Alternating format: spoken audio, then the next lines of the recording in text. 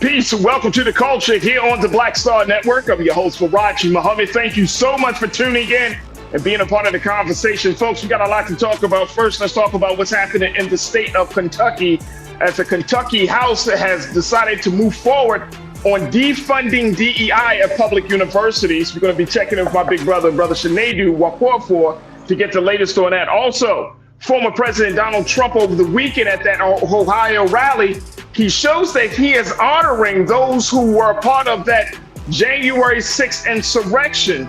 He does a little special tribute to them, calling them patriots. What does this mean as we move forward in the presidential campaign? We'll talk about that. Also, later on, we'll talk about the rise of Black History museums, how there are museums popping up all across the country that are now exhibiting different stories and telling our history the way it should be. And I'm gonna tell you about one particular monument down in Montgomery, Alabama, that is absolutely fire. So folks, we got all of that. And of course, I wanna hear what you got to say. Stay with us. It's all happening on today's edition of The Culture right here on the Black Star Network. Let's go.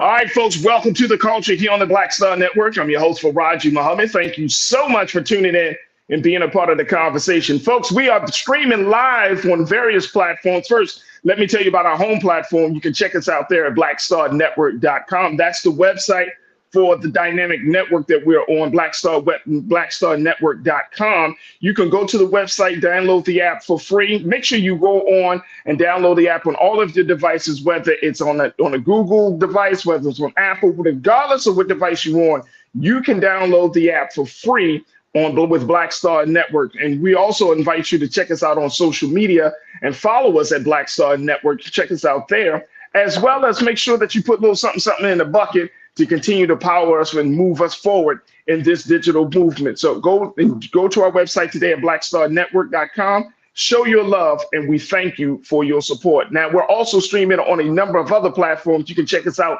on the Amazon platform on your Fire TV. Check us out on Amazon News. We're also on Amazon Prime, so you can check us out there on the Prime Video app. Just find us on the Prime Video app under Live TV, The News, or find us on Amazon.com under Prime Video, Live TV, The News. We're also on the Freeview Network, where you can find us there. Just check out On Now under News for Black Star Network, and Plex TV, 24 hours a day, 7 days a week. Just search for Black Star Network or find us under Live TV, The News, and Opinion. Now, we also, folks, are streaming on Brother Roland Martin's social media. You can find us on his Facebook page, where we're streaming there, as well as his YouTube channel. And folks are checking in there on the chat. And big shout out to the online culture crew that's on the X platform, or the Facebook platform, and on the YouTube platform. Let's give them a little something for the culture crew, because folks are filing in. And I see y'all. Tiana, I see you. I'm on YouTube. Tiana, I see you. Cindy D, I see you. Brother Damon Blissett, I see you. Lori Parks, I see you. Brian Christian, I see you. Janelle Fields, I see you. The Stephanie Humphrey channel, I see you. Cindy D, I got you.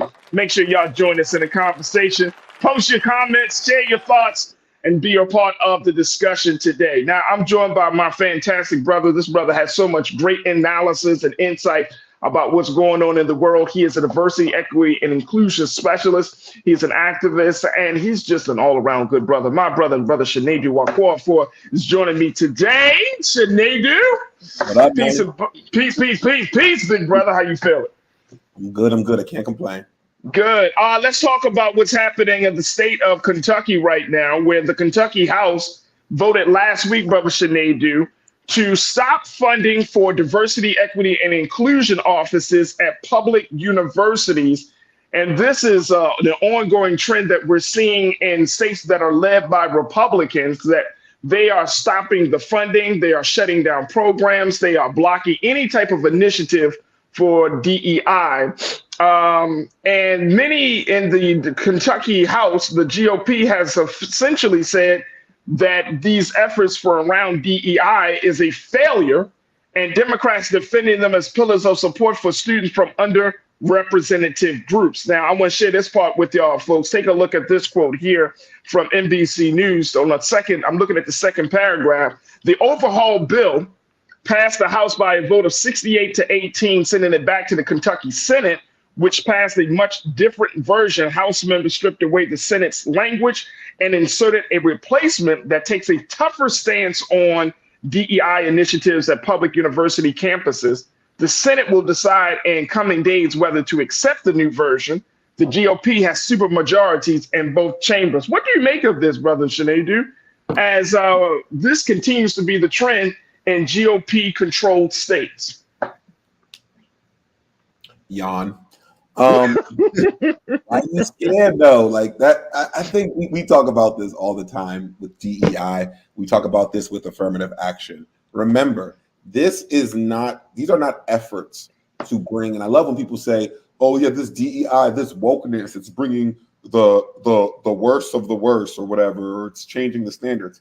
It's not changing the standards. It's make sure the standards are balanced so that people who are not able because of laws and racism to get opportunities are able to get them. And if you need an example, look no further than your biggest favorite black coon, Clarence Thomas.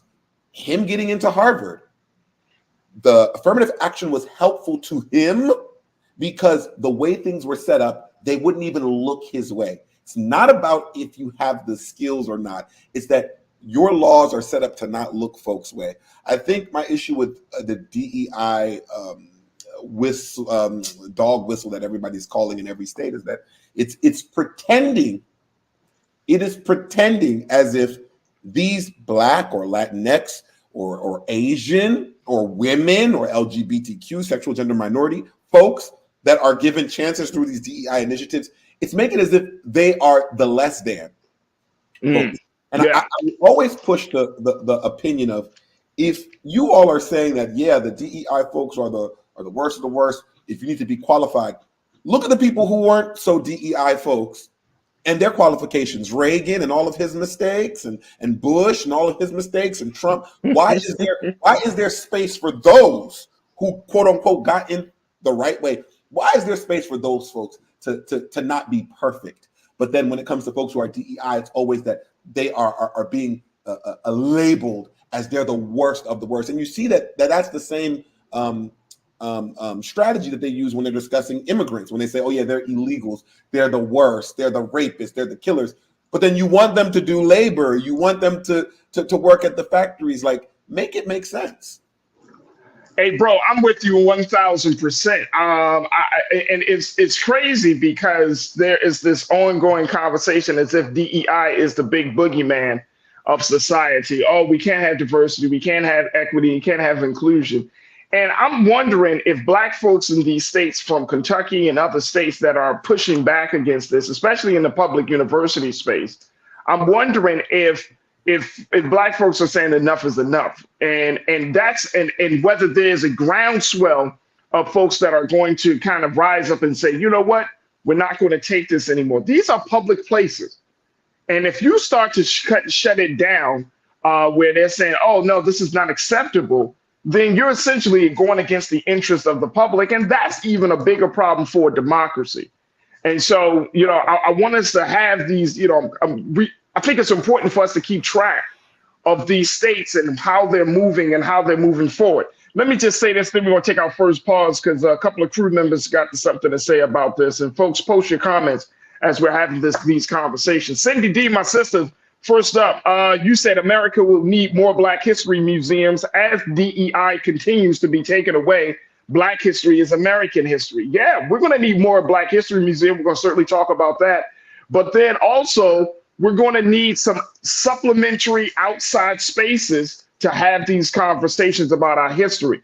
ABX girl, I like what you said. You said, Cindy D, high YouTube content creators can also fill in our history space. Since DEI is going, we need to take advantage of technology. And I agree with the ABX girl as well, that if you're not seeing certain things happening, right, until we figure out the best way to kind of remove, stop some of these decisions, stop some of these votes, then we got to move to alternative to other spaces. And I think that's part of this game plan. you got to have a flexible strategy, because the Republicans, they're going to come one way, but we would have to come a different way. We would have to be much more innovative to make sure that the message is not lost. Look, I got to take a quick pause. When we come forward, let's continue to talk to Brother Sinead. Plus, the big culture convo for today is around former President Donald Trump, folks. And some of the things he not just said at that Ohio, yes, he talked about the bloodbath, but it's more interesting to see how he's using January 6th as the cornerstone of his bid for the White House, and why it just simply goes unmentioned, why no one is really saying, you know what, this is dangerous, and how this could possibly lead into something that we can't get ourselves out of as a country. Folks, we're going to have that big culture convo on the other side as well. Stay with us. It's the culture here on the Black Star Network.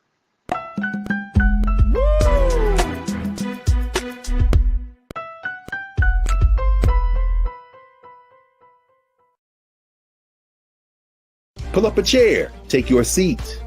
The Black Tape with me, Dr. Greg Carr, here on the Black Star Network. Every week, we'll take a deeper dive into the world we're living in. Join the conversation only on the Black Star Network. Hi, I'm Dr. Jackie Hood Martin, and I have a question for you. Ever feel as if your life is teetering and the weight and pressure of the world is consistently on your shoulders? Well, let me tell you, living a balanced life isn't easy. Join me each Tuesday on Black Star Network for a Balanced Life with Dr. Jackie. We'll laugh together, cry together, pull ourselves together, and cheer each other on. So join me for new shows each Tuesday on Black Star Network, A Balanced Life with Dr. Jackie.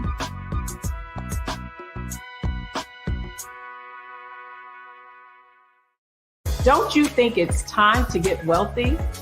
I'm Deborah Owens, America's Wealth Coach, and my new show on the Black Star Network focuses on the things your financial advisor or bank isn't telling you. So watch Get Wealthy on the Black Star Network.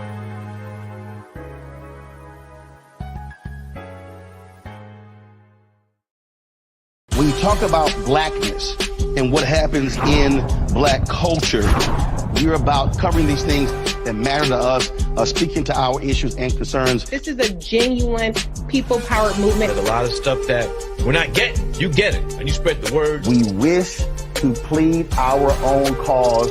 Too long have others spoken for us. We cannot tell our own story if we can't pay for it. This is about covering us. Invest in Black-owned media. Your dollars matter.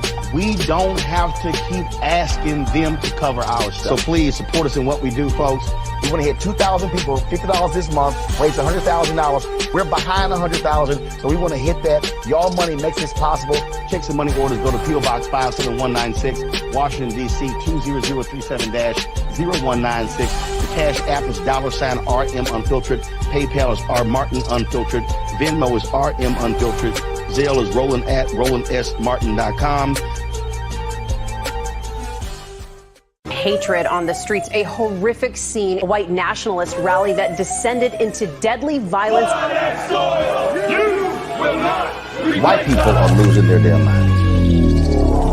As an angry pro-Trump mob storms the U.S. Capitol, we've seen shootings. We're about to see the rise of what I call white minority resistance. We have seen white folks in this country who simply cannot tolerate Black folks voting. I think what we're seeing is the inevitable result of violent denial. This is part of American history. Every time that people of color have made progress, whether real or symbolic, there has been what Carol Anderson at Emory University calls white rage as a backlash. This is the rise of the Proud Boys and the Boogaloo Boys. America, there's going to be more of this. Here's all the Proud Boys, guys. This country is getting increasingly racist in its behaviors and its attitudes because of the fear of white people. The fear that they're taking our jobs, they're taking our resources, they're taking our women. This is white fear.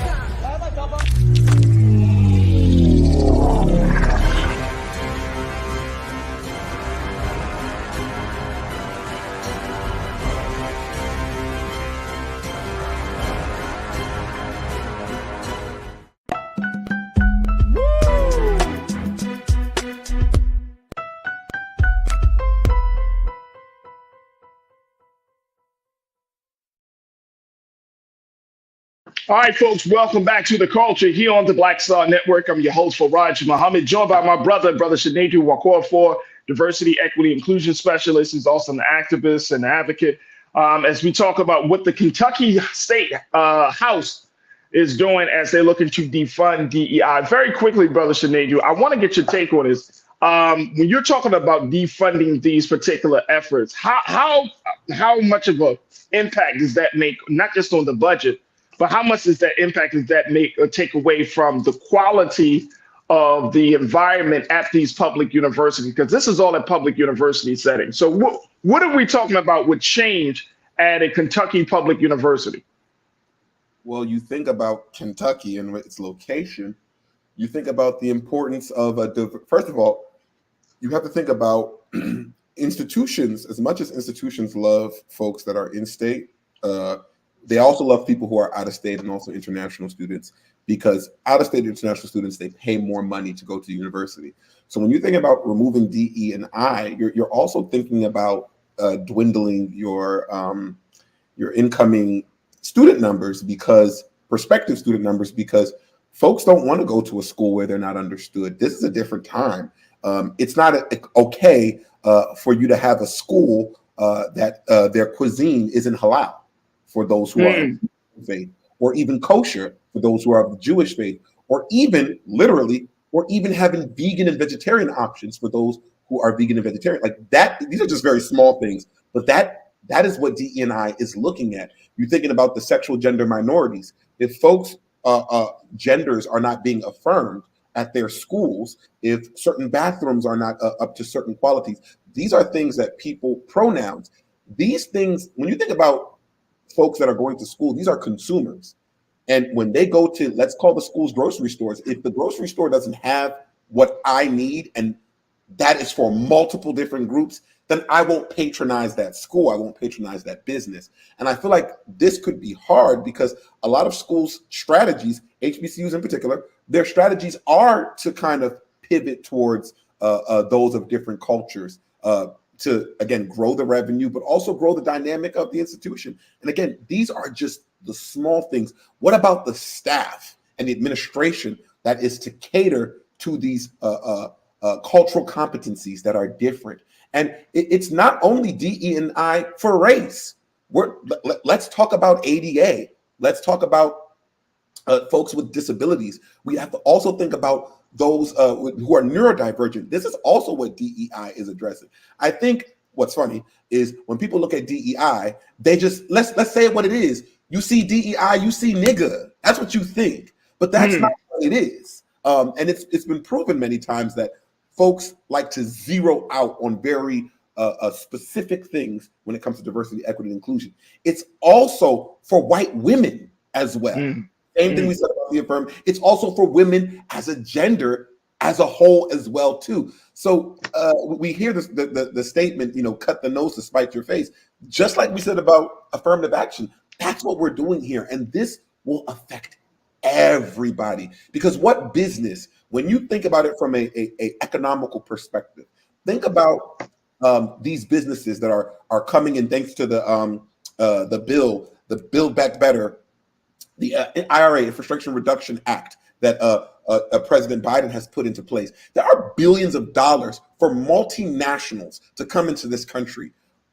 Who are they going to look for? Where they're going to build their headquarters for making solar panels and things of that nature? It's more of the South that has the space. But the problem is you need people with the know-how. You don't get people with the know-how when you don't have diverse institutions. That is heavy. That is heavy. And I want to share that with you. Let's go even further. In Kentucky, folks, this particular House passed version of this bill would ban, according to the reports, ban race-based scholarships and defund DEI offices and staff positions. It would prohibit the Kentucky Council on Post-Secondary Education, which oversees public universities, from approving degrees that require courses containing, quote unquote, discriminatory concepts. Can y'all imagine that? You go to a school and then they don't even recognize that your accreditation. They don't even give you a degree because it contains what they deem as discriminatory concepts. This is very deep. Very, very deep. Now, here's the other thing. There are about 30 states that have introduced bills banning or limiting DEI initiatives during their current legislative session.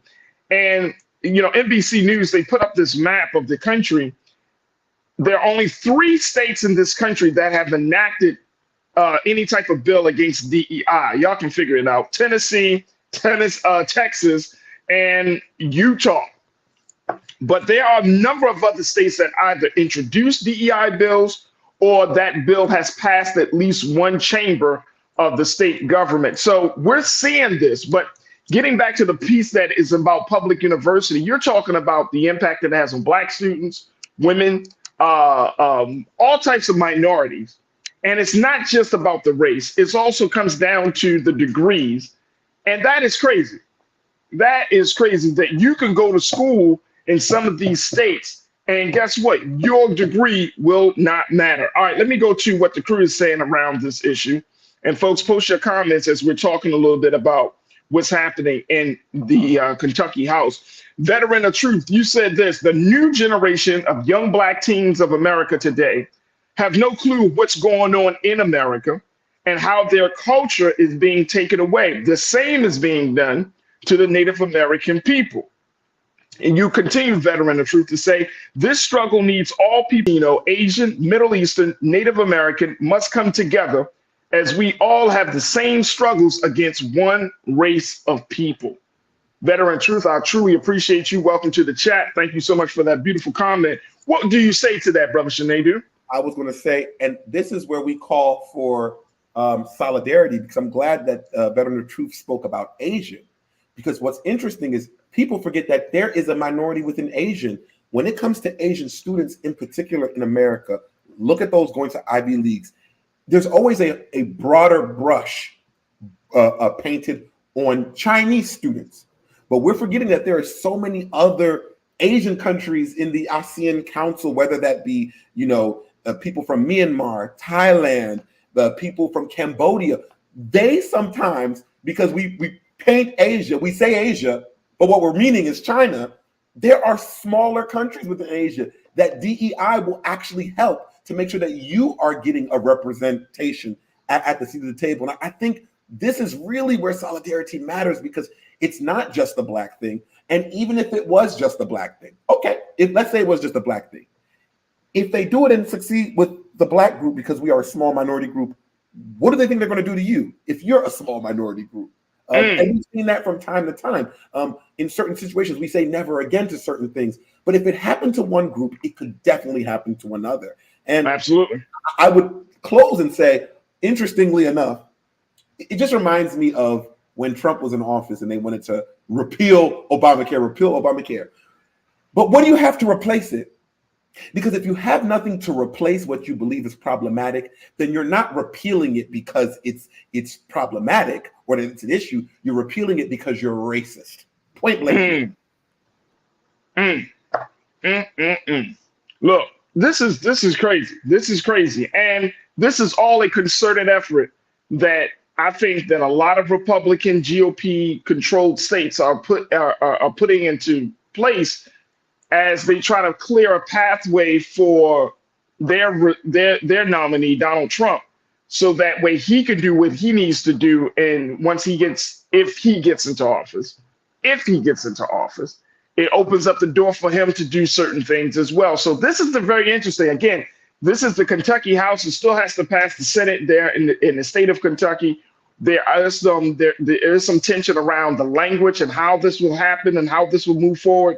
But these states, folks, there are a number of states, and y'all should just take a look at with NBC News or any other news source. Take a look at the states that have impacted or have introduced legislation against DEI. It might be your home state, right? It might be your own home state, the place that you call home, the place that you live, because you're going to have some different conversations, especially if you have young people that are looking to go to college. You have Black student athletes that are looking to go to college. What does that mean for us down the road? It's a lot to consider. Look, we're going to keep our eyes out on this larger DEI conversation, of course, with our brother Shanadu. Folks, we got to take another quick pause. When we come forward, let's jump into our big culture conversation around former President Donald Trump at that rally in Ohio that he did over the weekend, not only talked about the bloodbath, but there was something else that he did that should make this country say, whoa, we need to stop this train, and we need to stop this train quickly, as former President Donald Trump honors those who were a part of the January 6th insurrection. I'm going to share with you what the president did and why we need to talk about it. Stay with us. The conversation continues on the other side here on The Culture on the Black Star Network.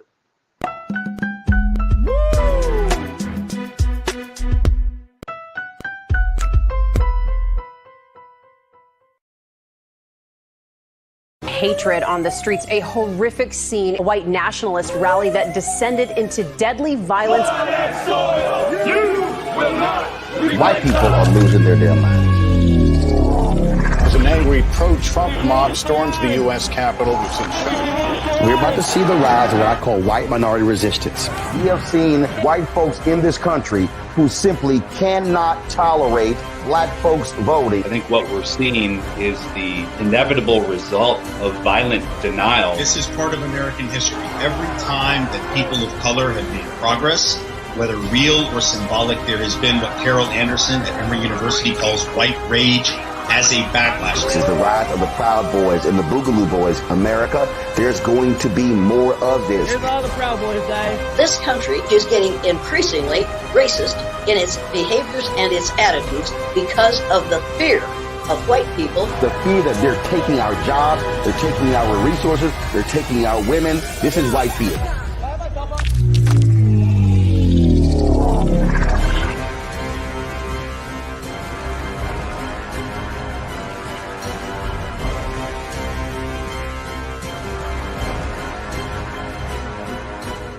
Pull up a chair, take your seat.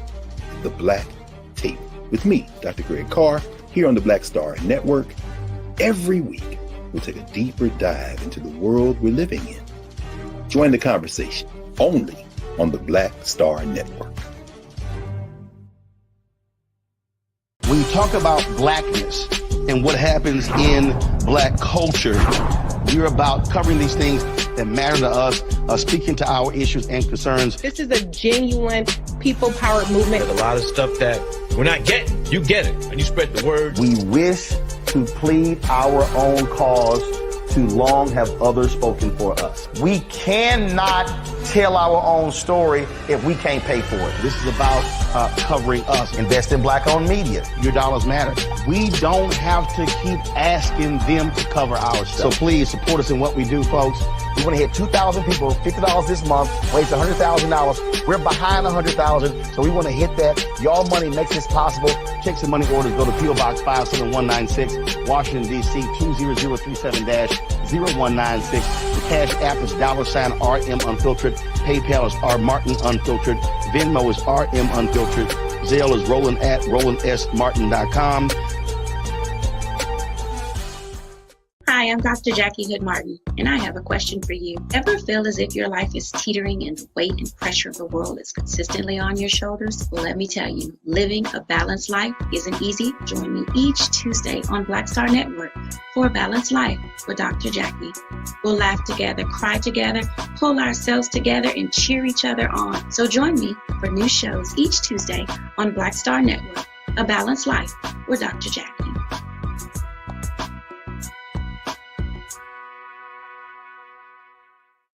Don't you think it's time to get wealthy? I'm Deborah Owens, America's Wealth Coach, and my new show on the Black Star Network focuses on the things your financial advisor or bank isn't telling you. So watch Get Wealthy on the Black Star Network.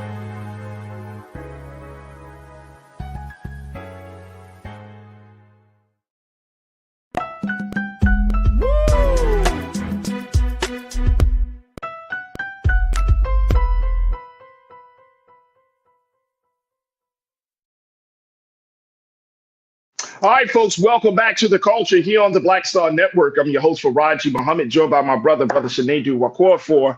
And I wanted to switch gears and talk about former President Donald Trump, Brother Shanedu. Because at the and look, I know some people are like, what? Oh, man.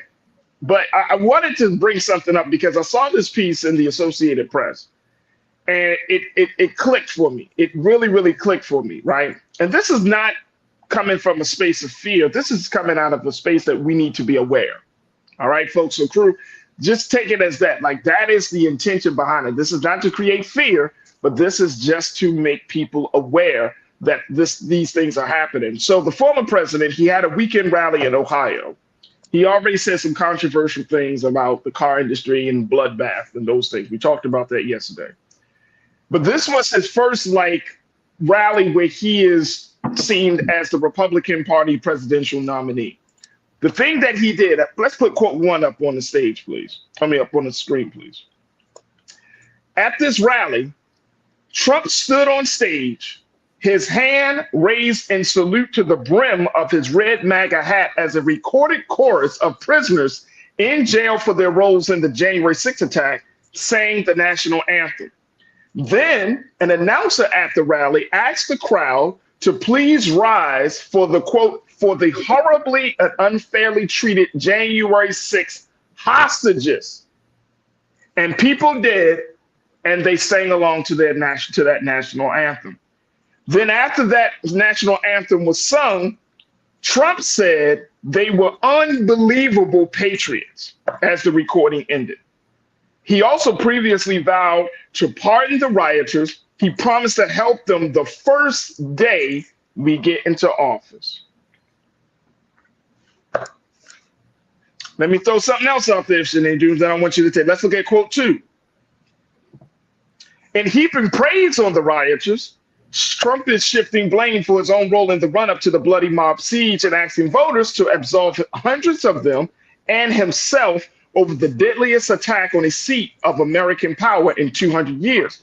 At the same time, Trump's allies also are installing 2020 election deniers to the Republican National Committee, further institutionalizing the lies that spurred the violence.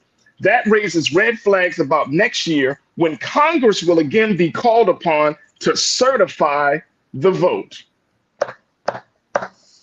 This is a piece coming from the Associated Press where they're looking at how former President Trump is using January 6th as a cornerstone for his bid to the White House, for his run to the White House. It got me thinking, Brother Sinead, that we are dealing with someone in a situation that this country has never been forced to really deal with before in modern history, in modern American history. There's a gentleman by the name of Jason Stanley, who is a philosophy professor at Yale, who studies authoritarian regimes. He warns of this type of exercise, and I'm going to share with you what he has to say in a moment. But what do you make of that? What do you make of Trump giving space, showing love and support to those who ran up? And people say, and some folks would say he is pro-American, but he's so pro-American that he is willing to honor and respect and even, relieve the burden, free those who have tried to destroy the government. How is it possible that a man like this, with this type of philosophy, with these type of ideas, is running for president of the United States? He shows there's no shame. I mean, he's not doing this stuff behind closed doors. There's no shame. There's no shame. He's called what some social scientists and political scholars say, he's called a revisionist, which is that his interpretation of what happened on January 6th is starting to become the interpretation of what happened on January 6th. Talk to me, Sinead. Well, again, it must be great to be white and a male in this country because, again, Obama's biggest scandal was wearing a tan suit. I'll just keep saying that. I think Trump is doing what Trump does best. Like, he controls the pundits. He controls the libs on all sides. Like, I think Anna Navarro, a political commentator, she said this on The View yesterday, and I thought it was very, very poignant. She said, I find it interesting that anytime the Negro National Anthem is played, or when a black person wants to kneel for the American national anthem, it's this talk of being unpatriotic. But having people who try to storm the Capitol, who are in jail, rebranding them as patriots, as hostages, two adjectives that he would know nothing about, or nouns, excuse me, that he would know nothing about, because he avoided being drafted to the war because of bone spurs. So you don't know what a hostage is, and you don't know what a patriot is, because you're not a patriot, and you definitely are not aware of clear English language. But this is the thing. When you think about the Dr. Jekyll, Mr. Hyde situation, I think America has to deal with the monster that we allowed to be created. This was an issue. I can say whatever I want about Hillary Clinton, but she warned us that this will only get worse if we let this man into the office. And we did. 75 million people agree that this man is right for America. And I think there's a funny term when we say he is a pro-America or a patriot. He is, but we have to also discover, and America has to realize that there's two Americas. It's the America that y'all want to be and the America that y'all are. He represents what America is, not what our dreams are to be. Because we said 40 acres and a mule, but who's 40 acres and who's mule? So we right.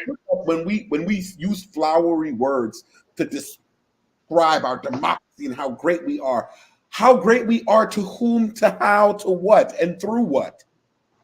By enslaving people, by killing off the natives off of the land. That's what makes, and I think Trump plays into that, because we know we have this white fear that everybody is going to take their power away. That everybody's going to take.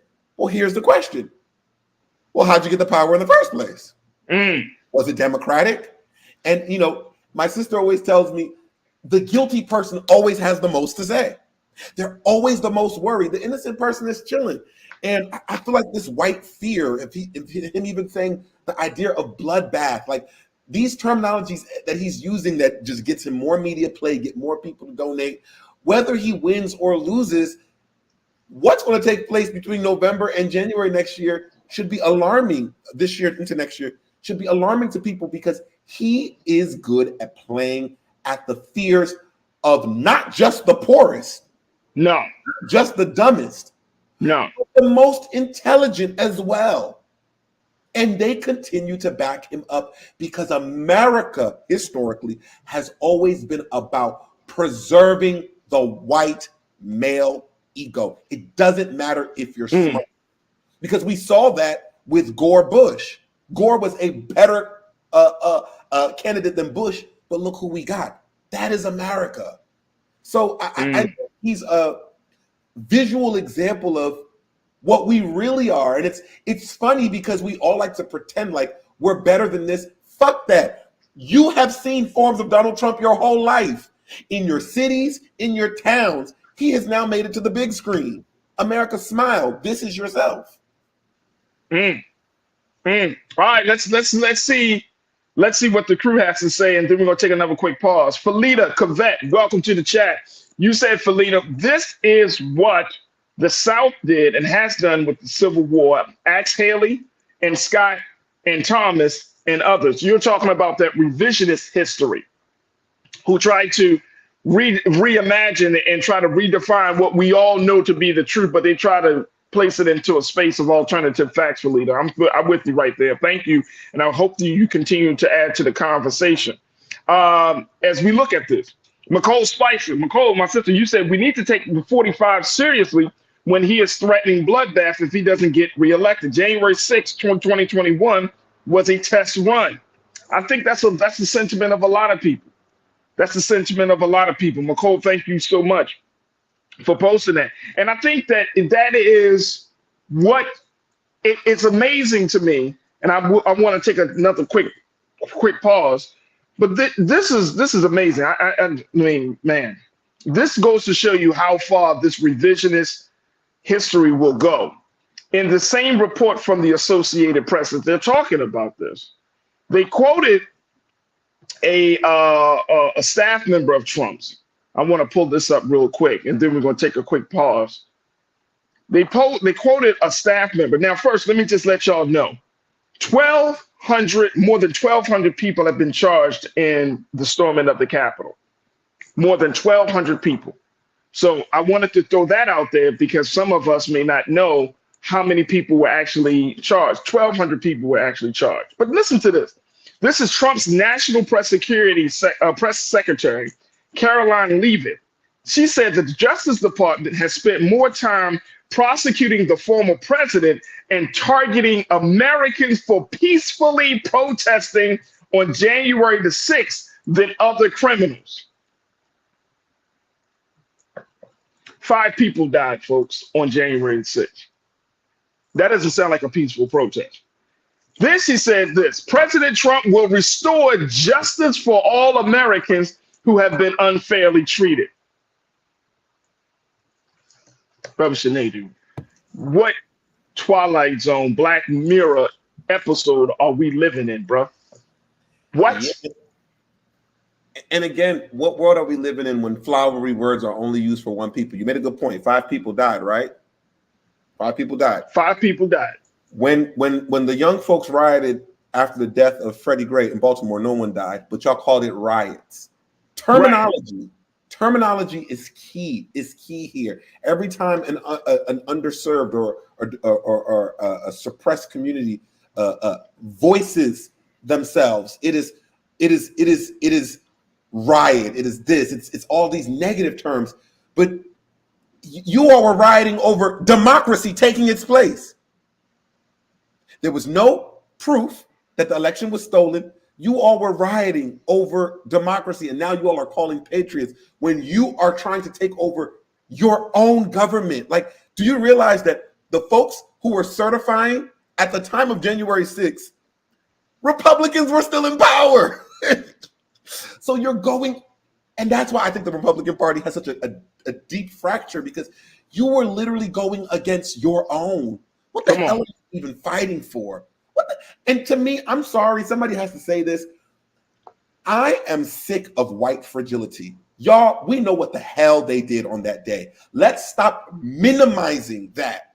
Because when yours and mine, when we go out and protest and we go out and rally, that is a stain on our city. Chicago is stained forever from when they riot. Detroit is stained forever. Baltimore, Philly, you name it. But then this is like we minimize it. Oh, they were fighting for their country. Their country? I just think, I'm sorry. I'm not carrying water. I'm not desensitizing. These people did some crazy ass shit, and I hope more of them will be charged for that. And we also need to be careful. A lot of those folks who went to jail are getting out soon. The average sentence was between 16 to 20 months. And it started over a year and a half ago. We need to think about that too. By the time elections come, they will be free. Wow. Look, I got to take a quick pause. I want to get some final thoughts with you, Brother Sinead. So stick around. Folks, I want you to join me in the conversation. Continue to post your comments on the streaming platforms for Big Brother Roland, his Facebook platform, his YouTube channel. We would love to hear what you have to say as we're talking about former President Donald Trump honoring January 6th, taking time out of his rally time to show that he is in full support of those who stormed the Capitol on January the 6th. And he's using that as the cornerstone for his White House run. What's your take on this? Post your comments, share your thoughts, and then, of course, stay tuned. We still got more conversation about this on the other side here on The Culture on the Black Star Network.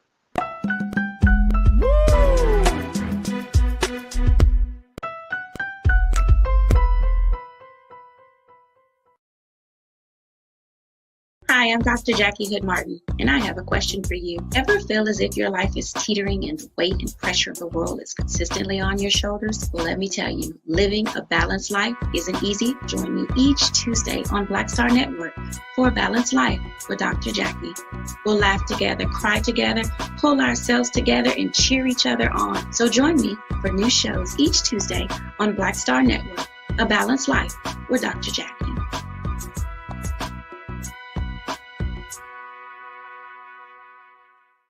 When you talk about blackness and what happens in black culture, We're about covering these things that matter to us, speaking to our issues and concerns. This is a genuine people-powered movement. There's a lot of stuff that we're not getting. You get it, and you spread the word. We wish to plead our own cause.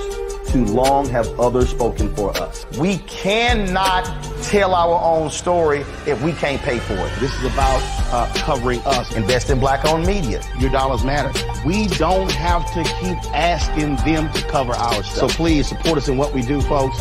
We want to hit 2,000 people, $50 this month, raise $100,000. We're behind 100,000, so we want to hit that. Y'all money makes this possible. Checks and money orders go to P.O. Box 57196, Washington, D.C. 20037-0196. The Cash App is $RM Unfiltered. PayPal is R Martin Unfiltered. Venmo is RM Unfiltered. Zelle is Roland at RolandSMartin.com. Hatred on the streets, a horrific scene, a white nationalist rally that descended into deadly violence. White people are losing their damn minds. As an angry pro-Trump mob storms the U.S. Capitol, we've seen We're about to see the rise of what I call white minority resistance. We have seen white folks in this country who simply cannot tolerate black folks voting. I think what we're seeing is the inevitable result of violent denial. This is part of American history. Every time that people of color have made progress, whether real or symbolic, there has been what Carol Anderson at Emory University calls white rage as a backlash. This is the rise of the Proud Boys and the Boogaloo Boys. America, there's going to be more of this. There's all the Proud Boys, guys. This country is getting increasingly racist in its behaviors and its attitudes because of the fear of white people. The fear that they're taking our jobs, they're taking our resources, they're taking our women. This is white fear.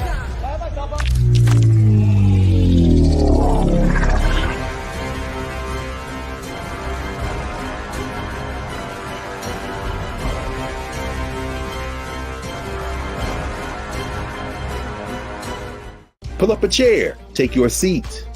The Black Tape with me, Dr. Greg Carr, here on the Black Star Network. Every week, we'll take a deeper dive into the world we're living in. Join the conversation only on the Black Star Network.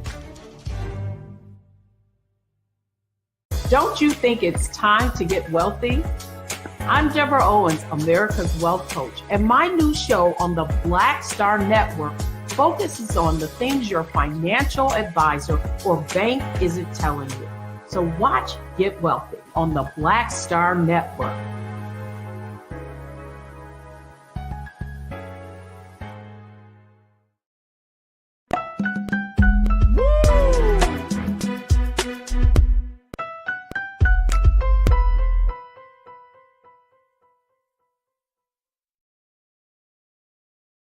All right, folks, welcome back to The Culture here on the Black Star Network. I'm your host, Farajii Muhammad. Thank you so much for tuning in and being a part of the conversation. And I got my brother Shinedu Wakoff over and get some final remarks from him as we talk about this issue of former President Donald Trump using January the 6th, honoring January the 6th rioters as part of the cornerstone of his run for the White House. At the weekend rally that he did in Ohio, he took time to play a special little tribute of those who were jailed as a result of their participation in the January 6th insurrection. And then he called them patriots at the end of the demonstration, along with just acknowledging the fact that he would vow to let them out of prison, those who have been in prison unfairly and unjustly, as he puts it, he would get them out of prison on the first day he gets into office. If he gets into office. Brother Shinedu, this is so fascinating to me because when we look at how this thing plays out, I have never seen, first, none of us has ever experienced anything like this. This is, some would say, the political scholars say that this was one of the most deadliest attacks on American power in the last 200 years. So we haven't been around for certain things. So to see this happen, and I'm speaking of January the 6th, to see this happening and now to see the aftermath of this happening is something else. How it's being contextualized by both Democrats and Republicans and us as constituents is something else. And I wanted to share this piece from this professor very quickly. And I know, dear brother, and I thank you so much for your time. But I wanted to share this piece from this professor who talks about what we are actually looking at, what we are facing right now with this situation with Trump. This is coming from, again, from the report from from Associated Press. This is what it said. Let's put up quote 3, please. Thank you so much.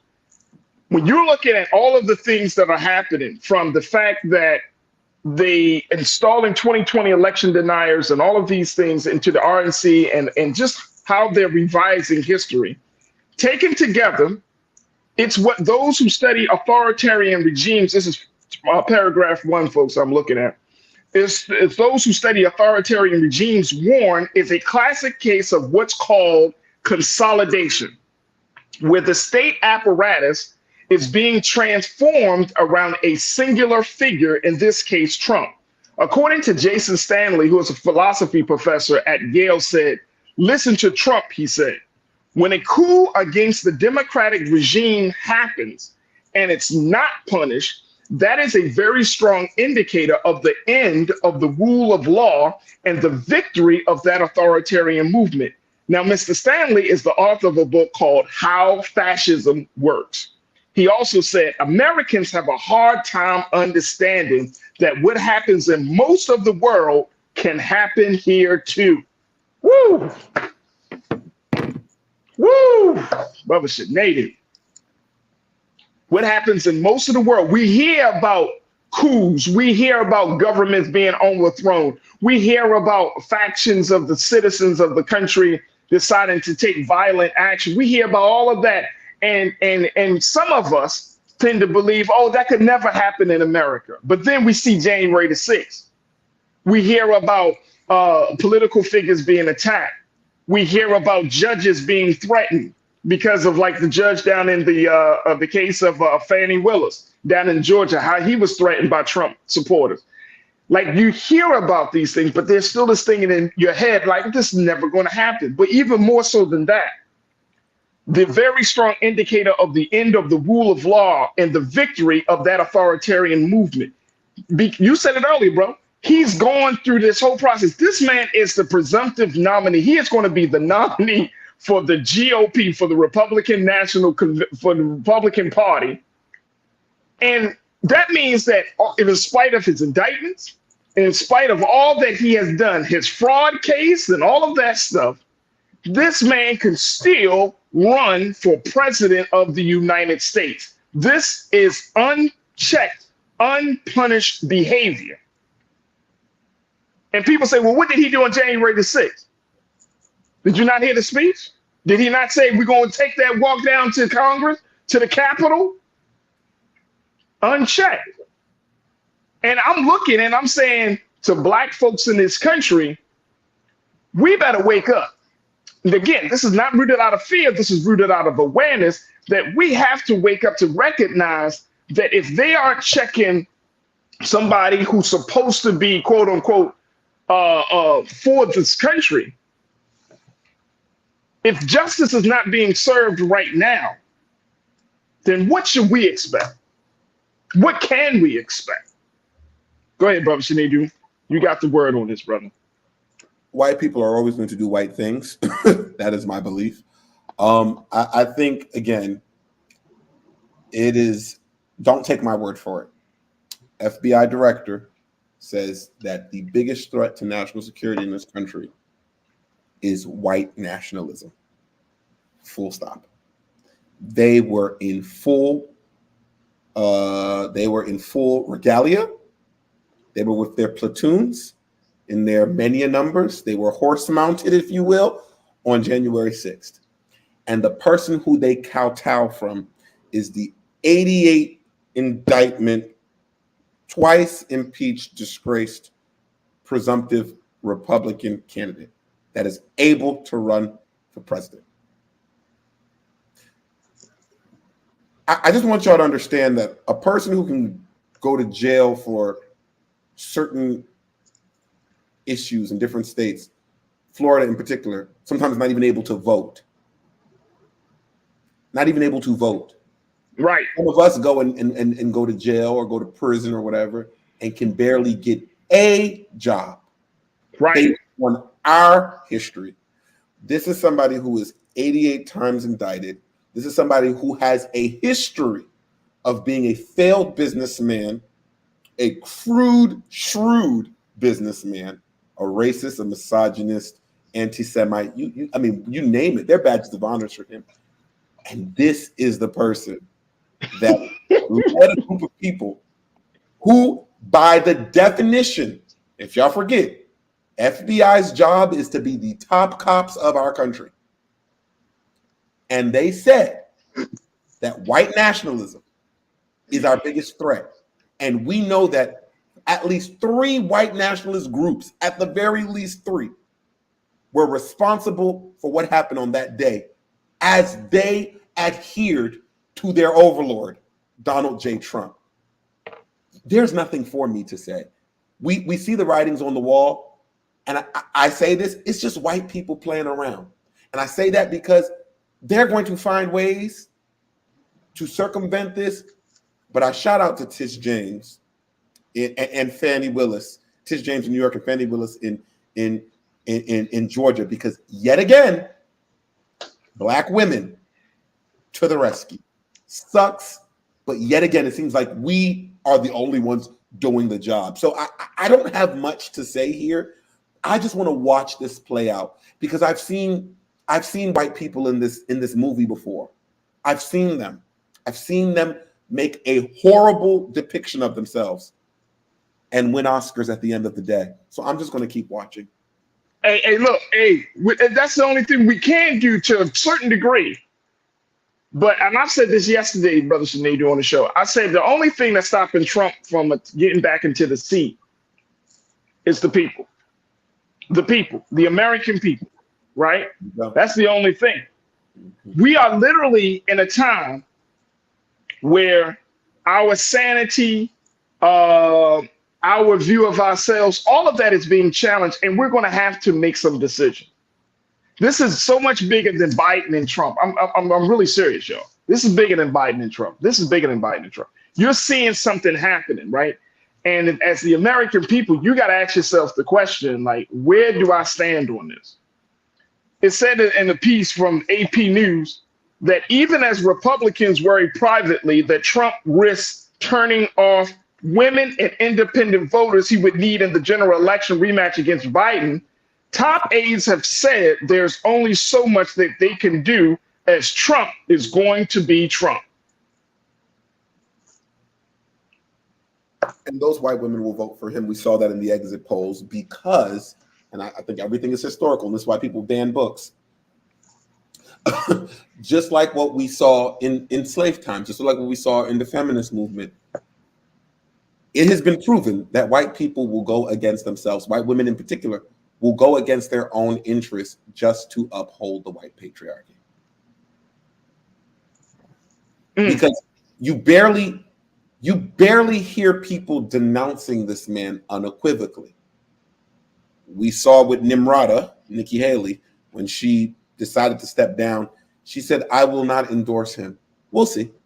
We heard Mike Pence say that on the news on Sunday, that he is not in support because of his, evangelical values. Right.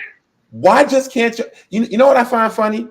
What? When it comes to our Black community, when we want to move up somewhere, we basically have to go on TV and say, "I don't fuck with certain niggas." Y'all know who I'm talking about. We have to basically say it in those words. Obama did it. Everybody of high stature. We basically have to go and say those words. "I don't fuck with y'all." But I find it interesting that when it comes to our these folks who are on the Republican side, they find all these different ways to skirt around saying, "I'm not fucking with this man." I mean, isn't white supremacy amazing? Isn't it interesting how they do? I say white supremacy when the comments about his bloodbath, the bloodbath comments came out over the weekend. I posted on one of those gossip blogs or whatever. It's like white supremacy is a hell of a drug.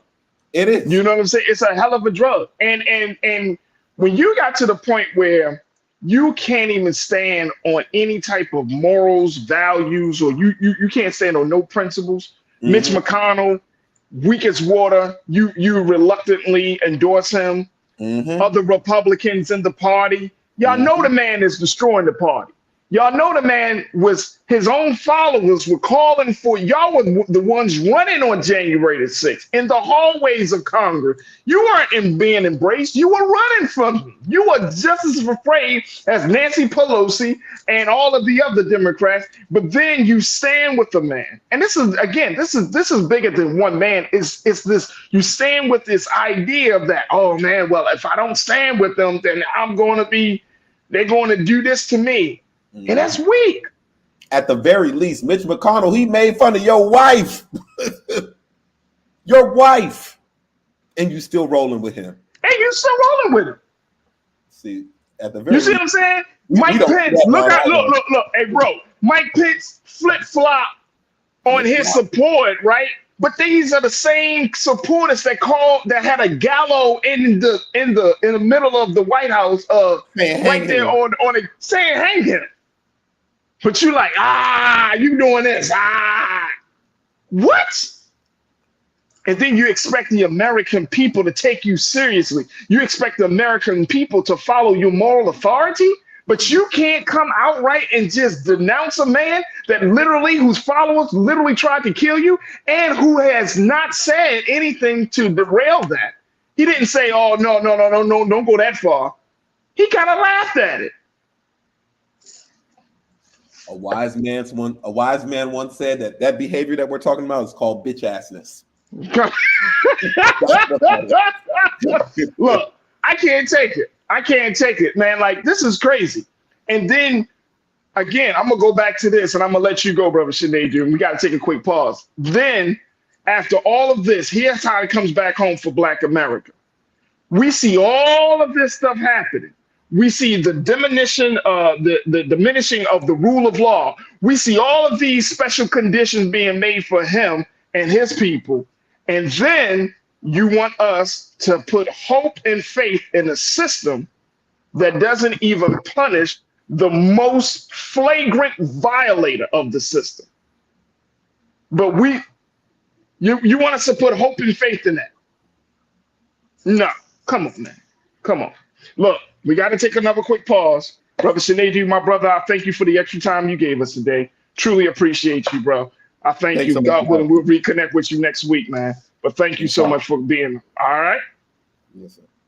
All right, bro. Look, I got to take a quick pause. When we come back, let's get more of your comments. Stay with us. It's The Culture here on the Black Star Network.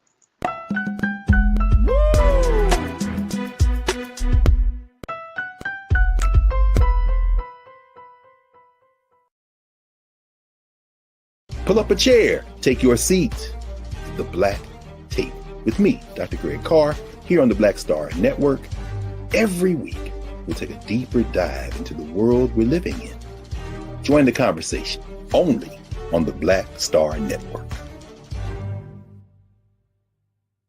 Hi, I'm Dr. Jackie Hood Martin, and I have a question for you. Ever feel as if your life is teetering and the weight and pressure of the world is consistently on your shoulders? Well, let me tell you, living a balanced life isn't easy. Join me each Tuesday on Black Star Network for a Balanced Life with Dr. Jackie. We'll laugh together, cry together, pull ourselves together, and cheer each other on. So join me for new shows each Tuesday on Black Star Network, A Balanced Life with Dr. Jackie.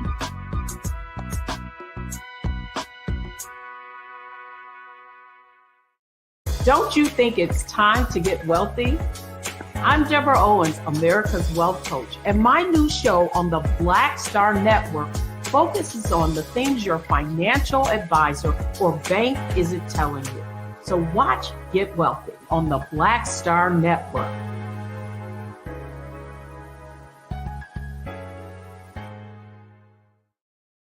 When you talk about blackness and what happens in Black culture, we're about covering these things that matter to us, speaking to our issues and concerns. This is a genuine people-powered movement. There's a lot of stuff that we're not getting. You get it, and you spread the word. We wish to plead our own cause. Too long have others spoken for us. We cannot tell our own story if we can't pay for it. This is about covering us. Invest in black-owned media. Your dollars matter. We don't have to keep asking them to cover our stuff. So please support us in what we do, folks. We want to hit 2,000 people, $50 this month, raise $100,000. We're behind 100,000, so we want to hit that. Y'all money makes this possible. Check some money orders. Go to P.O. Box 57196, Washington, D.C. 20037-0196. The Cash App is $RM Unfiltered. PayPal is R Martin Unfiltered. Venmo is RM Unfiltered.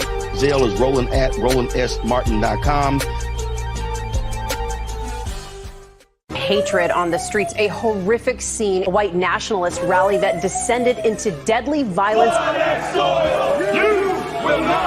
White people are losing their damn minds.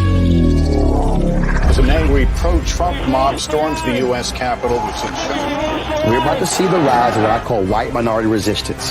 We have seen white folks in this country who simply cannot tolerate black folks voting. I think what we're seeing is the inevitable result of violent denial. This is part of American history. Every time that people of color have made progress, whether real or symbolic, there has been what Carol Anderson at Emory University calls white rage as a backlash. This is the rise of the Proud Boys and the Boogaloo Boys. America, there's going to be more of this. Here's all the Proud Boys, guys. This country is getting increasingly racist in its behaviors and its attitudes because of the fear of white people. The fear that they're taking our jobs, they're taking our resources, they're taking our women. This is white fear.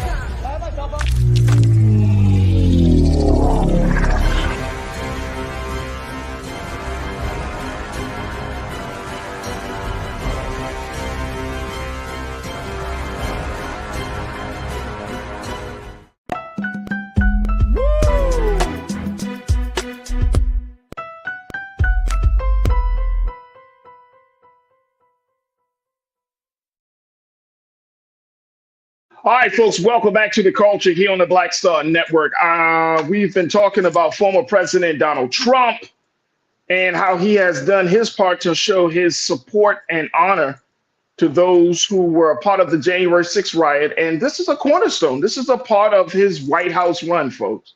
At his rally, his weekend rally in Ohio, he took time out to play a little snippet, some sound from those who were jailed while singing the national anthem. And then during the course of that moment, the announcer from his rally said to please rise for the horribly and unfairly treated January 6th hostages. Not people who literally ran up on the Capitol, climbed the walls and busted into the Capitol, spread feces on the wall, rummaged through offices, put their feet up on the desk, destroyed stuff. Not those people, but those who are horribly and unfairly treated January 6th hostages. Over 1,200 people have been arrested and charged as a result of their involvement with the January 6th insurrection. But the revisionists on the GOP side would like to call them hostages. And even one Trump staff member said that this was a peaceful protest, even though some folks in the chat said, well, who died? Well, 5 people have died in connection to this protest, this peaceful protest. One was shot by Capitol Police. Another died of a drug overdose. And 3 of them died of what they call natural causes. But it's really stemming from the trauma that they had to endure on the day on January the 6th. Many people were injured, 174 police officers. And then 4 officers who responded to the attack died by suicide within 7 months. Who died? A lot of people died. More importantly, those who were doing their jobs, the Capitol Police and other agencies and law enforcement agencies, they were affected by that. I mean, truly, truly affected by this mob storming the Capitol.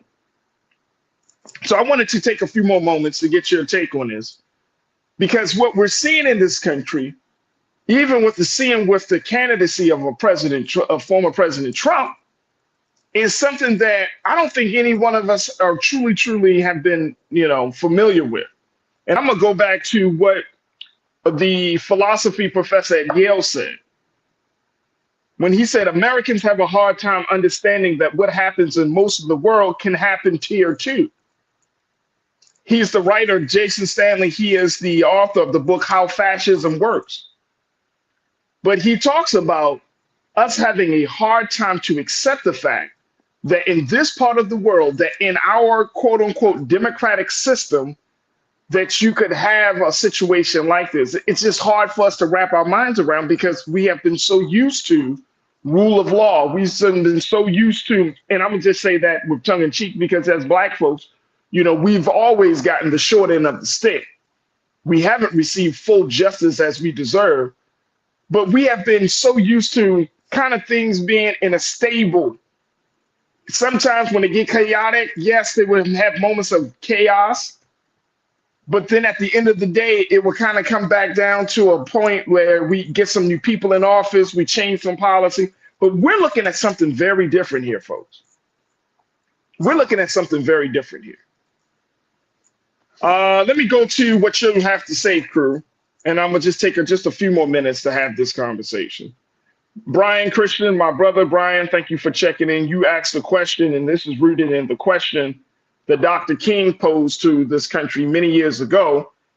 But you said, what's it going to be, everybody? Chaos or community? Chaos or community? Well, what's at the root of a community? The root of a community is for us to be on the same page with one another, right? For us to understand that we have the similar views on how the world is and our placement in the world. But then there's another element to community. A good community should be rooted in truth. A good community should be rooted in reality. And we're seeing now that the reason that there is some ensuing chaos is because truth has been made into lies, reality has been made into fantasy or alternative facts. And as a result of that, we're in a space where we don't know which way is up anymore. I mean, if you take a step back and take a look at this and say, man, how does a person that has all of these charges against them, I mean, this man is facing a $454 million judgment for committing fraud. His people are already saying, we're going to talk about this later in the week, but his people are saying he can't pay this. But the simple fact is that he was charged and found guilty of fraud. But he's running for the president of the United States, and he has a fraud charge on his record. Chaos or community? Chaos or community? You don't like my music, you checked in, good to connect with you once again. You said power thinks real community is chaos. Hey, look, this is interesting, and I appreciate you for posting that you don't like my music, because if y'all go and do a Google search, I just started doing Google searches for like certain words, and these words are becoming much more prevalent and relevant in this day and time now. Chaos is the new hot word in politics. There is, if you just do chaos, politics, American government, you will get a bunch of just a lot of information. Chaos is being talked about within government. This is becoming the new order of things within our government, chaos and confusion. It has been like this, but now it really has taken on shape and size, and it has found a home, and it has found its provocateurs, and it has found advocates. Chaos. Just Google search. I did it. I was like, damn. When we talk about chaos in this, we're talking about destabilizing systems. When we're talking about chaos, we're talking about creating uncertainty within governments. Chaos or community. Let me see what else y'all say. Sean Ryan, you said, I want to know who gets that $450 million. Probably the state of New York. Probably the state of New York, Sean. Let's keep on going, because this is, and I'm going to do my part here on The Culture. We're going to continue to have these conversations, and this is not about creating fear in anyone. This is not about creating fear. The way that you remove fear is that you got to have an awareness. You have to know what's really going on. So that way you can start to think of ways to handle the situation, right? Because once the fear comes in, because there's some level of uncertainty, there's some level of darkness. No, we're not going to operate in the dark anymore. The American people deserve to be in the light. And that's going to require some hard truths. That's going to require some uncomfortable conversations. But if this country is looking to get back on a track where it is truly about the people in the best interest of the people, right? And even, and this is the interesting part about the government of this country, because we do all live together or within the same boundaries, right? All 320 million of us in this country. We live in the same boundaries. We're not going to all think the same way. We're not going to see the world. We each have our various, an own unique experience of what life is. We go through all of those things. But the fact is that as a country, we got to figure out some different things. And that is going to be the real challenge. That's really what's on the ballot in November. The real thing that we need to check off on, or the real thing that we're going to have to vote upon, is who do we want to be? What type of country do we want this to be? What type of government do we want to have, right? That's what's on the ballot. It's not just about, the personality of a Trump, the personality of a Biden.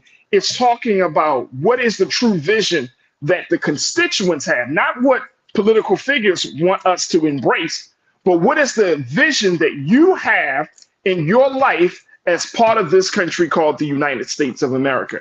That's the question that I think that many of us, or at least all of us, the adults, registered or unregistered voters, we're going to have to ask ourselves, what type of country do I want to live in? What type of place do I want to be seen in and to be heard in? And is this the place that I want to live in? Is it consistent with where I am right now? Because then that requires you to look at the truth. You have to look at the place that you're in. You have to see things the way they are and not what you hope or wish for them to be. Very important. Very important. Let's get one more here. Pauline, you said unbelievable, Farajii, isn't it? It's unbelievable. It's unbelievable. But that's why we have these shows, and that's why we have these conversations. Let me try to get one more, then I got to take another quick pause. Lori Parks, you said, keep checking. You are still registered. New voters must register to vote. Roe v. Wade affected those GOP women voters on a personal level. Their lives were in jeopardy because of their pregnancies, right? So we know that. We know that there are many different policies that are in place right now, or that have been repealed as a result of either ignorance or political pandering or whatever the case may be, that has affected how we are in this country and how we see ourselves. So we have a lot of work to do. Even over these next 8 months leading up to the November election, we have a lot of work to do. President Biden talks about, going into the soul of America. The best way for us to look at that is to do the soul work. What is the self work? And it's hard to look at yourself and to see your own darkness, your own shortcomings. It's hard. But that's what America's going to have to do. That's what Black America's going to have to do, and white America, and all of the folks that are a part of this country. We're going to have to do that. We're going to have to do some soul work to figure out what it is that we want to see, because it is this type of space that we're in right now where we're like, I don't know. This is how you can get a person who has all of these indictments and charges and cases and all of this stuff to run for president, because we're not sure, or guess what? We are really just that messed up of a group of people that we just say, you know what? I don't care. I don't care. I don't care if a misogynist takes office. I don't care if a man who has committed fraud takes office. I don't care if a man who's considered to be racist has taken office. I don't care if a man who some would say is a narcissist has taken office. I don't care. As long as he gives me a few dollars off of that tax break, or as long as he does this, a la carting somebody in order for us to get a little gain. But here's the thing, folks. Here's the thing. Nothing in this country affects only one group of people. If it affects one, it affects all because we're all interrelated. So yeah, so a policy that might be good for white America, but it could be detrimental to Black America, it affects us all because we are in this thing together. All right, I got to take another quick pause. When we come forward, let's switch gears. Let's talk about the rise of Black museums in this country and how it's important that in spite of DEI bans and bans on other pieces of our history, there is still a space for Black people and particularly Black children to learn about their history. I'm going to be checking in with sister and artist Bonita Oliver to talk to us about this latest trend of Black museums that are cropping up all over the country and why we need to be supportive. Stay with us. This conversation is on the other side here on The Culture on the Black Star Network.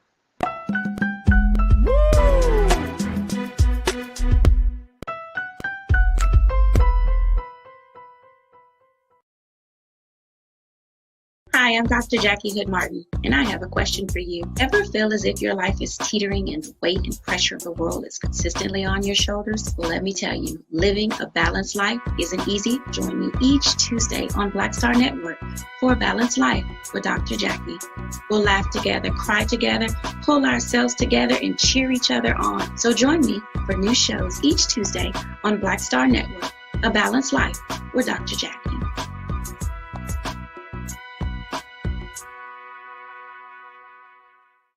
When you talk about blackness and what happens in Black culture, we're about covering these things that matter to us, speaking to our issues and concerns. This is a genuine people-powered movement. There's a lot of stuff that we're not getting. You get it, and you spread the word. We wish to plead our own cause.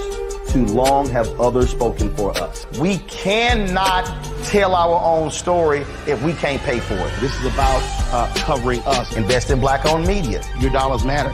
We don't have to keep asking them to cover our stuff. So please support us in what we do, folks. We want to hit 2,000 people, $50 this month, raise $100,000. We're behind $100,000, so we want to hit that. Y'all money makes this possible. Checks and money orders go to P.O. Box 57196, Washington, D.C. 20037-0196. The Cash App is $RM Unfiltered. PayPal is R Martin Unfiltered. Venmo is RM Unfiltered. Zelle is Roland at RolandSMartin.com. Hatred on the streets, a horrific scene, a white nationalist rally that descended into deadly violence. White people are losing their damn minds. As an angry pro-Trump mob storms the U.S. Capitol, we've seen We're about to see the rise of what I call white minority resistance. We have seen white folks in this country who simply cannot tolerate Black folks voting. I think what we're seeing is the inevitable result of violent denial. This is part of American history. Every time that people of color have made progress, whether real or symbolic, there has been what Carol Anderson at Emory University calls white rage as a backlash. This is the rise of the Proud Boys and the Boogaloo Boys. America, there's going to be more of this. Here's all the Proud Boys, guys. This country is getting increasingly racist in its behaviors and its attitudes because of the fear of white people. The fear that they're taking our jobs, they're taking our resources, they're taking our women. This is white fear.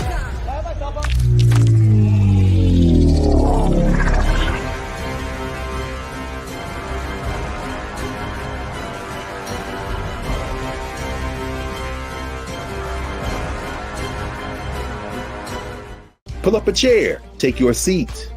The Black Tape with me, Dr. Greg Carr, here on the Black Star Network. Every week, we'll take a deeper dive into the world we're living in. Join the conversation only on the Black Star Network. Don't you think it's time to get wealthy? I'm Deborah Owens, America's Wealth Coach, and my new show on the Black Star Network focuses on the things your financial advisor or bank isn't telling you. So watch Get Wealthy on the Black Star Network.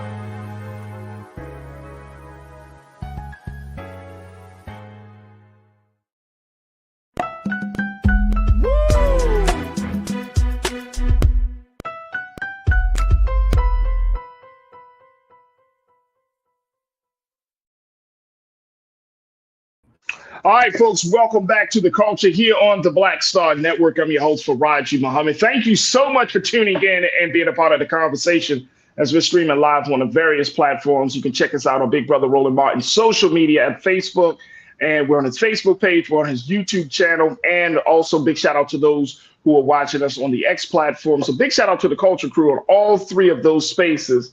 Thank you so much for being a part of the discussion. We wanted to have a conversation about museums and how our history is being told. And I'm saying, and I wanted to have this conversation because there is a dope new exhibit that's happened that's on display down in Montgomery, Alabama. And I'm gonna share more about this exhibit, but it's absolutely dope. But I wanted to have at least a conversation because there's a number of places around the country that are creating spaces for Black history and our stories to be told. So we're talking about the rise of Black museums. And here joining us is my sister, who is AKA, her name is French Leave. French, and I appreciate her for checking in. She is a Harlem-based, multidisciplinary performance artist and improviser. She creates these dope pieces, emotional pieces, body and space, a lot of concept art through voice and music, and she uses a lot of different mediums to tell our stories in a very, very personal and unique and very healing way. And so we want to welcome her to the airways of The Culture here on the Black Star Network, my sister, Bonita Oliver, AKA French Leave. Sis, how you feeling this afternoon? Peace and blessings. Peace and blessings. Thank you so much for having me on today. I love your show, so thank you. Oh, thank you. Let's talk a little bit about I didn't really get a chance to, you got a lot of like accolades for the work. You've been doing this. You've been in a number of different spaces, from the work that you're doing in New York, the work that you're doing for women, the work that you're doing for Black people all across this country. So you bring a lot to the conversation. What do you make around this idea that there are a number of Black places, there are a number of museums that are cropping up, and this is based on what I'm seeing here. And USA Today just recently did a piece around this. They said several Black museums have opened in recent years, with more coming soon. And they actually created a whole list of African-American museums that have recently opened, such as the Harriet Tubman Museum of New Jersey, the historic Mitchellville Freedom Park in Hilton Head, South Carolina, the Jackie Robinson Museum in New York, Morgan State University, Lily Carroll Jackson Museum in Baltimore, the National Museum of African American Music in Nashville, International African American Museum in Charleston, South Carolina, the National Hip Hop Museum in DC, the HBCU Museum in Washington, DC, the Greenwood Rising Museum in Tulsa, Oklahoma, the Legacy Museum in Montgomery, and you still got more. What do you make of this, sis? What does this say to you? Well, first of all, this is amazing. I'm so happy that we have this access, that we are telling our stories, that we are making sure that history is told correctly. I am excited that this list has been compiled. In fact, I need to get that list. But there are also museums that have been in existence for some time that people don't really know about. And I'm here as a representative of PAMUSA, which is the Pan-African Historical Museum USA in Springfield, Massachusetts.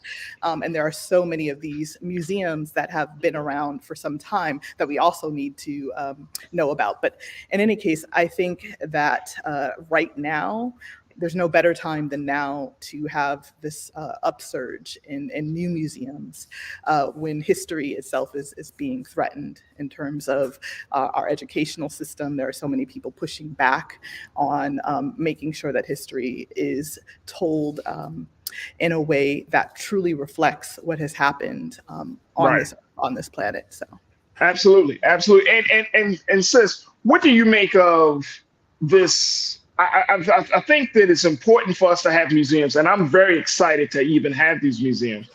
But there's a little part of me that says, as much as people say, well, if we just had a museum, then our history will be told. But then there's another part of our culture where we have to even value even having a museum, to even take our children or to take ourselves to see it. Like I grew up in Baltimore, relocated to LA, but in Baltimore we have the Blacks and Wax Museum in East Baltimore, right?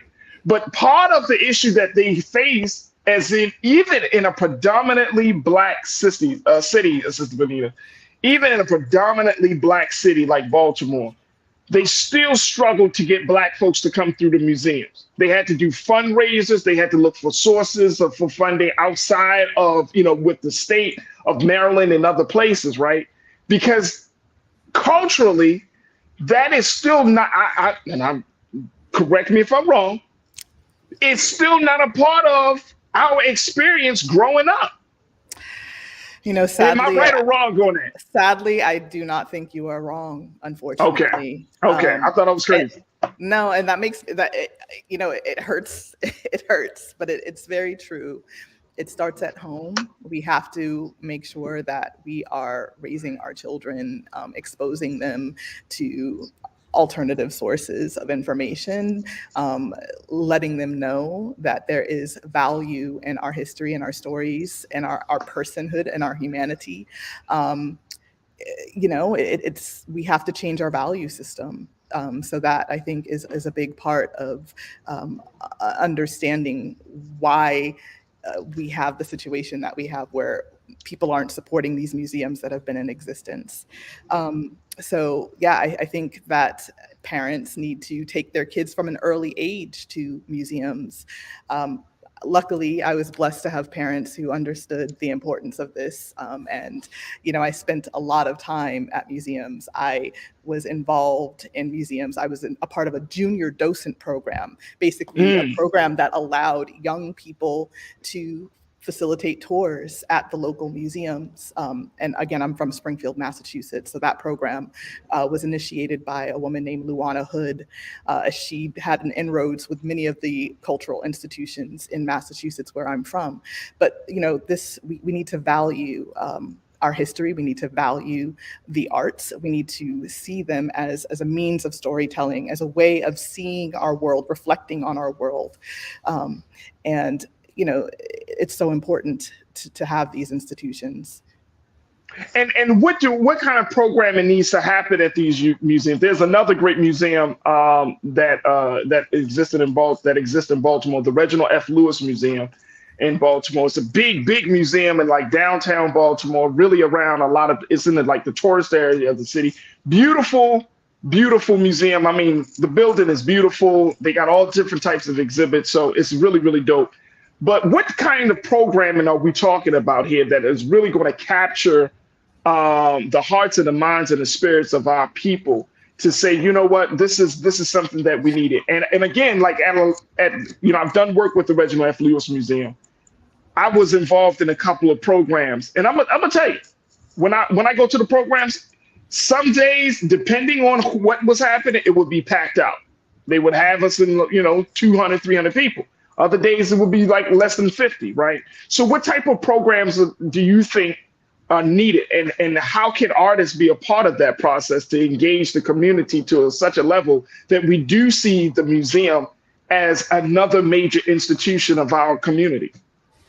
Well, thank you for asking that question. I think creating work that is immersive, that is interactive, also reaching out to schools, to educational systems, making a bridge between these museums and schools is a great way.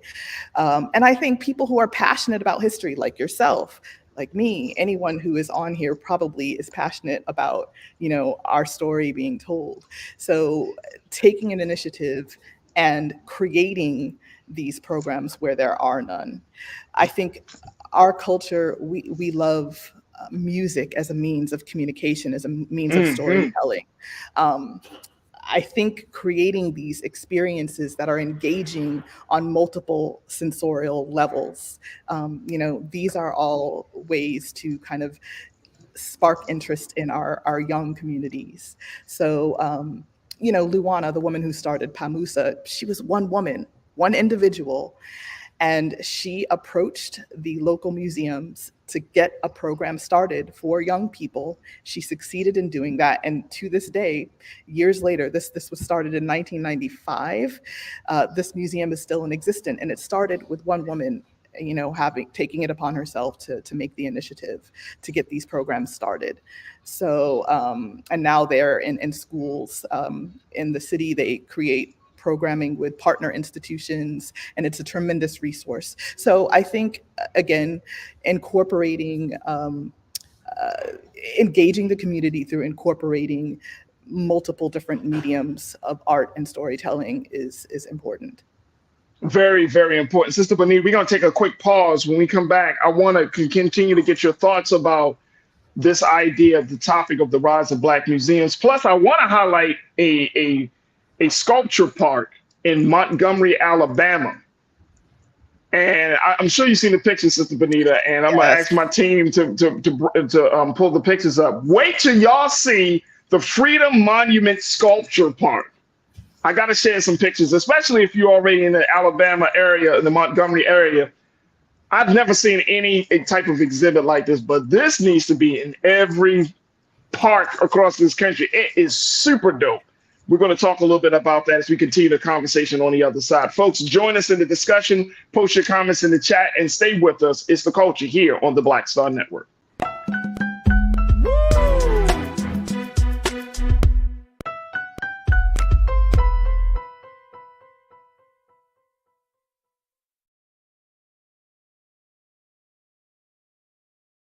When you talk about Blackness and what happens in Black culture, we're about covering these things that matter to us, speaking to our issues and concerns. This is a genuine people-powered movement. There's a lot of stuff that we're not getting. You get it, and you spread the word. We wish to plead our own cause.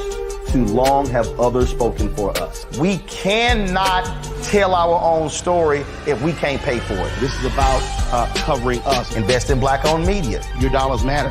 We don't have to keep asking them to cover our stuff. So please support us in what we do, folks.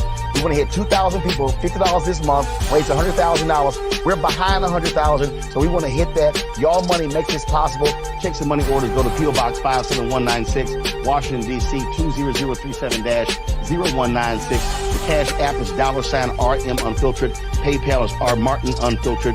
Venmo is RM Unfiltered. Zelle is roland@rolandsmartin.com.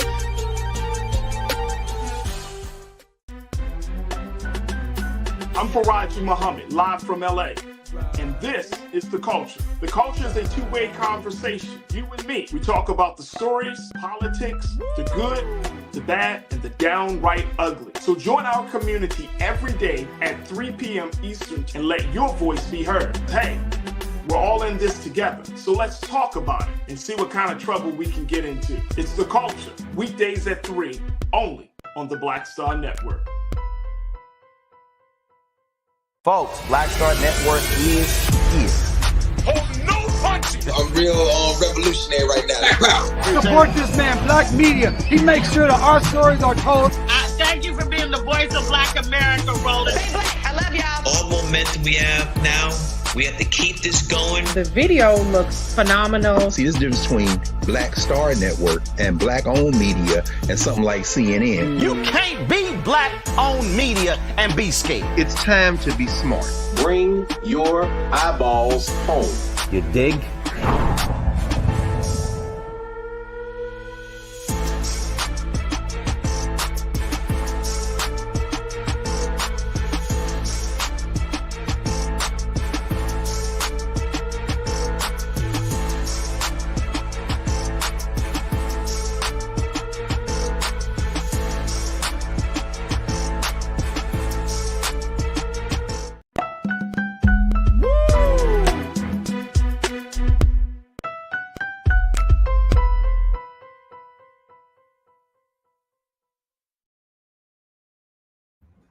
All right, folks, welcome back to The Culture here on the Black Star Network. I'm your host, Farajii Muhammad. Thank you so much for tuning in and being a part of the conversation as we're talking about the rise of Black museums. And I'm joined by my sister, Sister Benita Oliver, who is a multidisciplinary performer and artist. She is one who has been doing the work of using art to tell stories in a very, very special and unique way, encompassing including all types of medium, from music to pieces to everything she can put her hands on to tell the stories that need to be told. And she is also an awarded artist.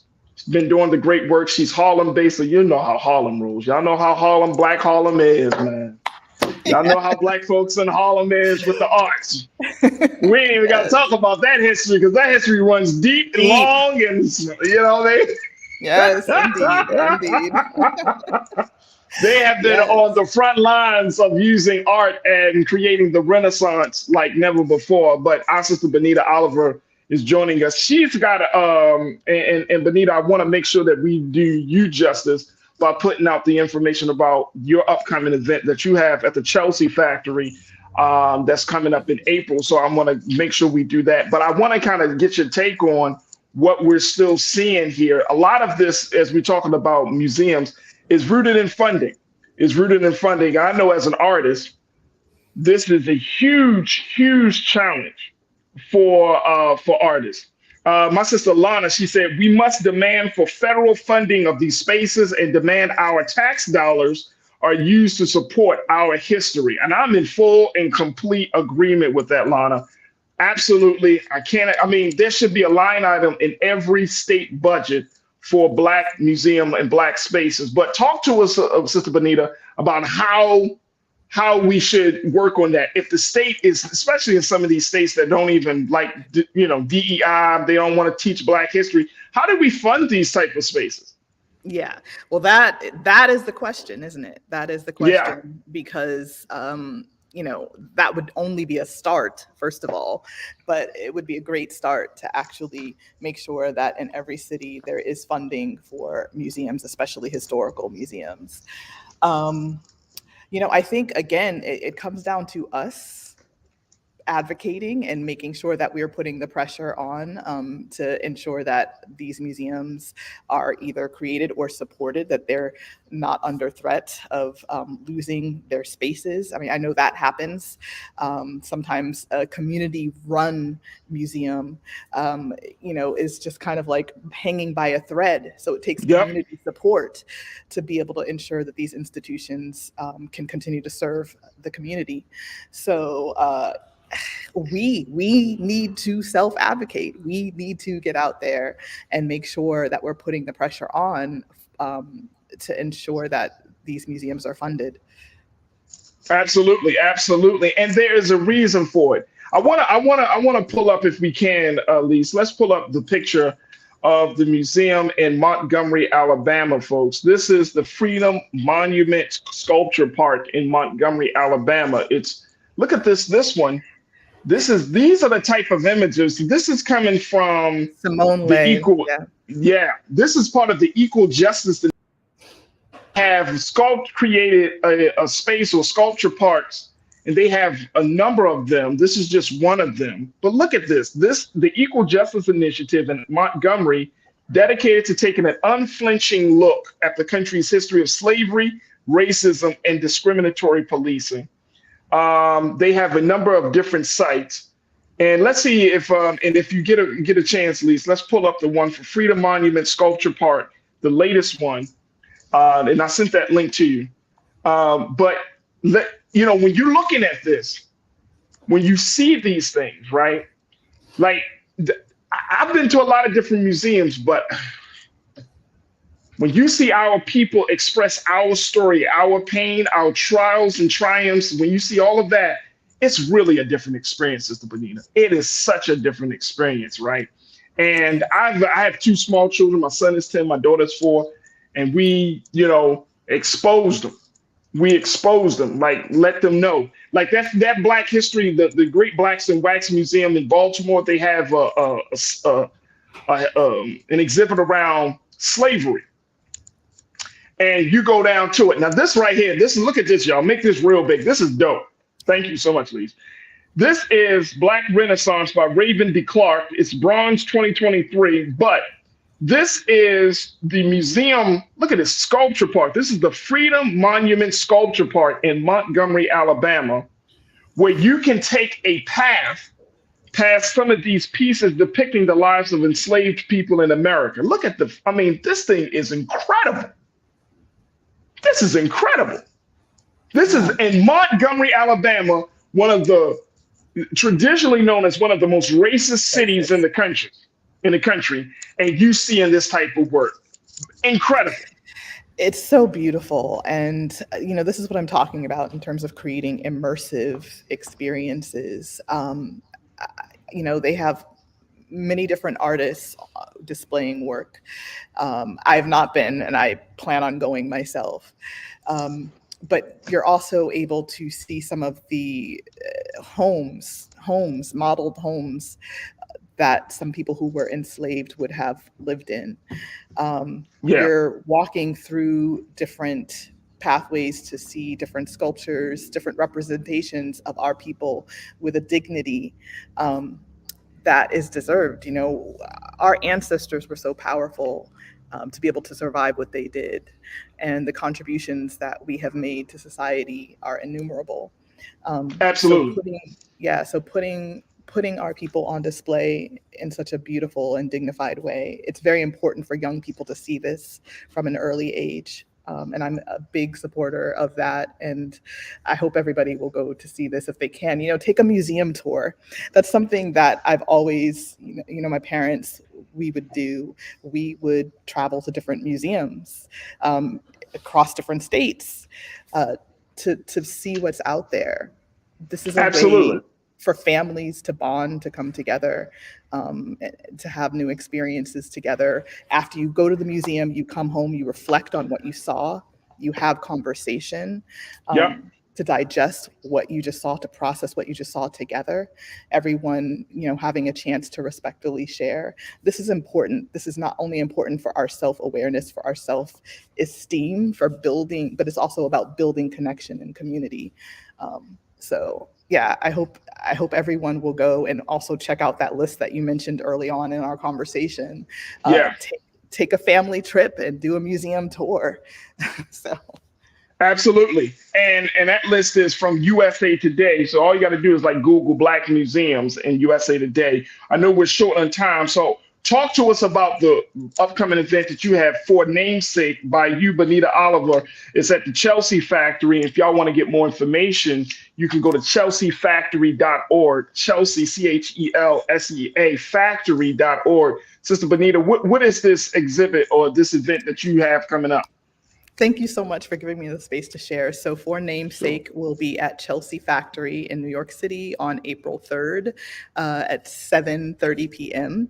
I am so grateful that International Contemporary Ensemble will be premiering one of my musical pieces, one of my musical compositions, and also Chelsea Factory is hosting this, and I will also be displaying one of my tapestries, my visual art pieces. So again, that's April 3rd at Chelsea Factory in New York City. This is really about an exploration, which I find interesting that in this monument, there's actually a tribute where people are able to look at the surnames that people who were enslaved, once they were freed, they took on different names, either names that they created or names that they had just heard that were, names that were around them. Sometimes they took on the name of people who had enslaved them because, of course, our identity, our sense of connection to our roots was taken away. So this piece for Namesake is actually also a reflection on that. It's mapping the journey of our surnames and examining the power dynamics of surnames, how it actually kind of maps a story of what has been done. So, I'm actually looking at this through the lens of my own family surnames. Of course, these names don't have any connection to my bloodline. They were names that were given to my ancestors or that my ancestors took on. And so I'm exploring the roots of the surname, and again, what atrocities to people and to land that have been done in those names. And it's basically an invitation for collective healing and contemplation. Now, how do we reset the trajectory as we bear these names moving forward? Chelsea Factory is the place, folks, and my sister Bonita Oliver is the woman behind it. It's called For Namesake, and this is at the Chelsea Factory on April the 3rd at 7:30 p.m. Eastern Time. It's a small fee to get inside. I'm talking about super small fee, y'all, to get inside, but you will not be disappointed about what you can expect to see. Sister Bonita, I cannot thank you enough. We got to bring you back more to have more conversations about the arts and how we can continue to use it to empower our people. But I thank you so much for joining us today here on The Culture. Thank you. Thank you so much. It was a pleasure. Thank you. Absolutely. You're welcome. All right, folks, make sure y'all support my sister Bonita Oliver, the Chelsea Factory. Check that out at chelseafactory.org. All right, folks, our time has been well spent. I thank each and every one of you. I hope you enjoyed the show. Make sure you support us at Black Star Network. Go to our website today. Download the app at blackstarnetwork.com.